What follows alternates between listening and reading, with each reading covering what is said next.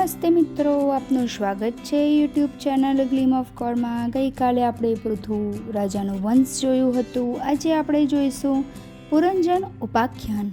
મૈત્રેયજી બોલ્યા, શિવના ગયા પછી પ્રચેતાઓ શિવના બતાવેલા મંત્રનો સમુદ્રમાં ઊભા રહી જપ કરતા 10,000 વર્ષ સુધી તપસ્યા કરતા રહ્યા। આ બાજુ રાજા પ્રાચીન બહિર્સને સાંસારિકતામાં ડૂબેલા જોઈ તેને આધ્યાત્મિક માર્ગે વાળવા માટે નારદજી એમની પાસે આવ્યા। એમણે રાજાને મોક્ષ માટે પ્રયત્ન કરવાનું કહ્યું। રાજા બોલ્યા, હે મહાભાગ નારદજી, મારી બુદ્ધિ કર્મોમાં ફસાયેલી છે, એટલે હું કલ્યાણના વિષયમાં કશું નથી જાણતો, માટે તમે જ મને જ્ઞાનનો ઉપદેશ આપો। નારદજી બોલ્યા, હે રાજન, યજ્ઞમાં બલિરૂપે તમે જે પશુઓને માર્યા છે તે બધા તમારી વાટ જોઈ રહ્યા છે। તમે મરીને પરલોક જશો ત્યારે એ બદલો લેવા માટે એમના શિંગડાથી તમને છેદી નાખશે। આ બાબતે તમને હું રાજા પુરંજનનું ચરિત્ર સંભળાવું છું, તે સાંભળો। પૂર્વે પુરંજન નામનો એક રાજા હતો। તેની ચેષ્ટાઓ વિચિત્ર હતી। તે પોતાને રહેવા માટે શ્રેષ્ઠ સ્થાનની શોધમાં આખી પૃથ્વી ઉપર ભટકતો હતો, પણ પૃથ્વીમાં કોઈ નગર તેને ગમ્યું નહીં। આ રીતે ઘૂમતા એને હિમાલયના દક્ષિણમાં 9 દરવાજાવાળું એક નગર દેખાયું, જે અત્યંત ભવ્ય હતું। ત્યાંનો દ્વારપાલ એક 5 મુખવાળો સાપ હતો। ત્યાં એક ષોડશી કન્યાને જોઈ પુરંજન એના ઉપર મોહિત બની ગયો।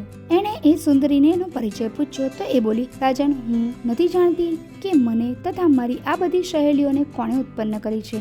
હું મારું કે અન્ય કોઈનું પણ કુળ કે ગોત્ર પણ નથી જાણતી। હું એ પણ નથી જાણતી કે આ નગર કોણે બનાવ્યું છે।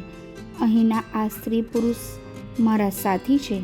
અમે સૂઈ જઈએ છીએ ત્યારે આ નગરની રક્ષા કરે છે। અમારું સૌભાગ્ય છે કે તમે અહીં આવ્યા। તમે અહીં 100 વર્ષો સુધી વિષય ભોગ કરો। તમારા જેવા સુંદર પુરુષને કઈ સ્ત્રી પોતાનો પતિ બનાવવા નહીં માંગે। પુરંદરે તે સુંદરી પુરંજનીનો પ્રસ્તાવ સ્વીકારી લીધો અને તેની સાથે 100 વર્ષ સુધી આનંદમગ્ન રહ્યો। એ નગરના ઉપરના ભાગમાં 2 આંખો, 2 કાન, 2 નસકોરા અને મુખ, આમ 7 દ્વાર હતા। વાયુ અને ઉપસ્થ 2 દ્વાર નીચે હતા। એમાં 5 દ્વાર પૂર્વ તરફ, 2 દક્ષિણ, પશ્ચિમ અને ઉત્તરમાં હતા। પૂર્વ તરફથી ખગોતા અને અગ્નિમુખી દ્વારોથી પુરંજન પોતાના મિત્ર તુમાન સાથે વિભાજિત દેશ જતો હતો।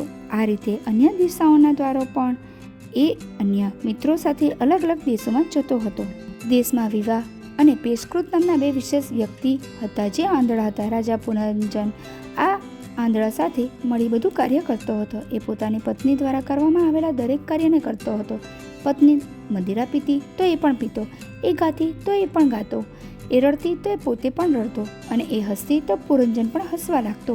એવું લાગતું જાણે એ સ્વતંત્ર રૂપે કશું કરી શકતો નહોતો। એકવાર પુરંજન 11મા સેનાપતિ સાથે 3 ઘોડાના રથ ઉપર સવાર થઈ શિકાર માટે પંચપ્રસ્થ વનમાં ગયો। ત્યાં એ પોતાની બુદ્ધિમતી પત્નીને છોડી શિકાર કરવા લાગ્યો। અનેક પશુઓને માર્યા બાદ એ ઘરે પાછો ફર્યો અને સ્નાન કરી ઊંઘી ગયો। જાગ્યા પછી એ સાજ શણગાર કરી પોતાની પત્નીને પુકારવા લાગ્યો, પરંતુ એ આવી નહીં। દાસીએ જણાવ્યું કે રાણી જમીન પર પડી છે। આ સાંભળી રાજા વ્યાકુળ બની ગયો। રાજા મધુર વચનોથી બોલતો એના પગમાં પડી ગયો અને પછી એને ખોળામાં બેસાડી બોલ્યો, મને જણાવ કે કોણે તારું અપમાન કર્યું છે। બ્રાહ્મણ અને ભક્તો સિવાય ગમે તે હશે, હું એને દંડ આપીશ। આજે હું તને પૂછ્યા વગર શિકારે ગયો એટલે તારો અપરાધી છું, પણ હું તારો જ છું એમ સમજી મને ક્ષમા કર। આ રીતે પુરંજનને પોતાના વશમાં જોઈ પુરંજની માની ગઈ। રાજા બધું ભૂલીને રાત દિવસ એની સાથે પડ્યો રહેતો। એ આત્મા પરમાત્માને પણ ભૂલી ગયો। આ રાણીથી પુરંજનને 1100 પુત્ર અને 110 પુત્રીઓ થઈ। એ બધાના વિવાહ થઈ ગયા। પ્રત્યેક પુત્રના 100 પુત્રો થયા।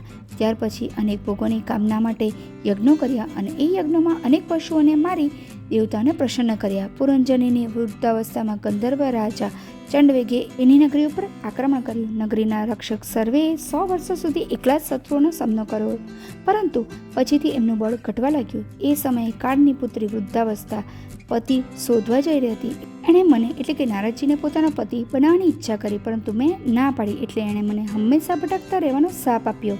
નિરાશ થયેલી એ કાળકન્યા મારા કહેવાથી યવનોના રાજા ભાઈ પાસે ગઈ। એણે યવન રાજાને પોતાનો પતિ બનાવવાની ઈચ્છા વ્યક્ત કરી। ત્યારે યવન રાજે સ્મિત કરતા કહ્યું, હું યોગ દ્રષ્ટિથી જાણી ગયો છું કે તું બધાનો અનર્થ કરનારી છે, માટે તને કોઈ સ્વીકારતું નથી। હવે તું મારી સેનામાં આવી જા। મારે પ્રજ્વાર નામનો એક ભાઈ છે અને તું મારી બહેન બની જા। મારી સેના લઈ સંસારના પ્રાણીઓનો નાશ કર। હું હંમેશા અદ્રશ્ય રૂપે મારી ભયંકર સેના સાથે તારી સાથે જ રહીશ. પ્રજ્વાર અને કાળકન્યાએ સેનાની સાથે પુરંજનની નગરીને ઘેરી લીધી. કાળકન્યા એટલે કે વૃદ્ધાવસ્થાએ નગરીને ભોગવવા લાગી. ગંધર્વોએ એ પહેલાં જ પુરીને નષ્ટ કરી નાખી હતી. યવન સેનાએ ત્યાં તબાહી મચાવી દીધી. પ્રજ્વારે નગરીમાં આગ લગાવી દીધી. પુરંજન સપરિવાર ઘણું જ દુઃખી થયો. નગરીનો રક્ષક સાપ પણ આ યવનો સામે લાચાર બની ગયો. પુરંજન નાસી જવા માંગતો હતો, પરંતુ પકડાઈ ગયો. આસક્તિના ભાવથી બુદ્ધિહીન બનેલા પુરંજનને ચિંતા થવા લાગી કે મારી પત્ની, બાળકોનું શું થશે. યવનો એને પશુની જેમ બાંધીને લઈ ગયા. પુરંજને યજ્ઞમાં જે પશુઓને માર્યા હતા તે બધા એ નરકમાં એને ચીરવા ફાડવા લાગ્યા. એની ભયંકર દુર્ગતિ થઈ. પત્નીનું ધ્યાન અંત સુધી એના મનમાં રહ્યું, માટે નરક ભોગવ્યા બાદ એને બીજા જન્મમાં વિદર્ભરાજની કન્યા બનવું પડ્યું. સ્વયંવરમાં એનો વિવાહ પાંડ્ય રાજા મલયધ્વજ સાથે થયો. એણે એક કન્યાને અને 7 પુત્રોને જન્મ આપ્યો, જે આગળ જતા દ્રવિડ દેશના રાજા બન્યા. એ કન્યા સાથે ઋષિ અગસ્ત્યનો વિવાહ થયો. એમનાથી દ્રચ્યુત નામનો મુનિ જન્મ થયો. દ્રચ્યુતનો પુત્ર ઇદંવા થયો. મલયધ્વજ પત્ની વૈદર્ભી સાથે કુલાચલ પર્વત ઉપર જઈ ભગવાનની આરાધના કરવા લાગ્યો. તપસ્યાથી એની વાસના નષ્ટ થઈ ગઈ. એ 100 દિવ્ય વર્ષો સુધી અચલ બની તપ કરતો રહ્યો. આ તપસ્યામાં ભગવાને એને ઉપદેશ આપ્યો. તપસ્યામાં જ એના પ્રાણાંત થયા. એની પત્ની એની સેવામાં લીન બની હતી. પતિના પગને ઠંડા પડી ગયેલા જોઈ એ વિલાપ કરવા લાગી. એ પતિ સાથે સતી થવા પર તત્પર બની. ત્યાં જ એક બ્રાહ્મણ આવ્યો. અનેક પ્રકારના ઉપદેશ આપ્યા બાદ એ બોલ્યો, હું તમારા પૂર્વજન્મનો મિત્ર છું. એક જન્મમાં આપણે બંને માનસરોવરમાં હંસ હતા. ભોગવાની ઈચ્છાથી તમે મને છોડીને જતા રહ્યા અને એક સ્ત્રીના નગરમાં મોહજળમાં ફસાઈ ગયા. તમે સ્વયંને ભૂલી ગયા, એટલે જ તમારી આ દશા થઈ. ન તો તમે વિદર્ભરાજની પત્ની છો અને ન તો તમે મલયધ્વજની પત્ની.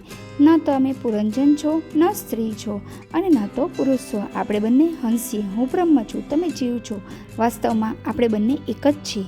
આવી રીતે હંસ પરમાત્મા હંસ જીવને યાદ અપાવવાથી એ આત્મજ્ઞાની બની ગયો. અને પછી નારદ બોલ્યા, હે રાજા, એમને આત્માજ્ઞાનનો તમને આ રીતે પરોક્ષ રૂપે ઉપદેશ આપ્યો છે. રીતે નારદજીએ તમને સમજાવવાની કોશિશ કરી. આ વાર્તાનો શું અર્થ થાય છે એ આપણે આવતીકાલે જોઈશું. તો આવતીકાલે ફરી મળીશું. જય શ્રી કૃષ્ણ. જો આપને આ વિડીયો પસંદ આવ્યો હોય તો વિડીયોને લાઈક કરજો, શેર કરજો અને મારી ચેનલને સબસ્ક્રાઈબ કરવાનું ભૂલતા નહીં. આપના સહકાર બદલ ખૂબ ખૂબ આભાર.